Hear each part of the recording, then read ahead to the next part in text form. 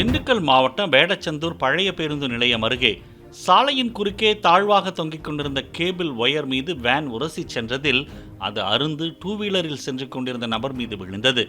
அருந்து தொங்கிய ஒயரால் போக்குவரத்து பாதிக்கப்படவே அதனை பொதுமக்களே துண்டித்து அப்புறப்படுத்தினர்.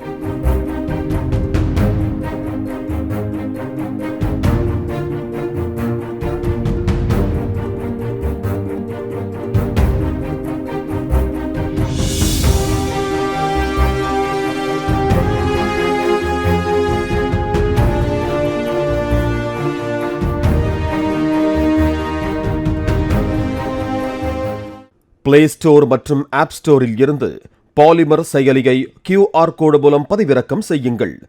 செய்திகளை உடனுக்குடன் பெறுங்கள்.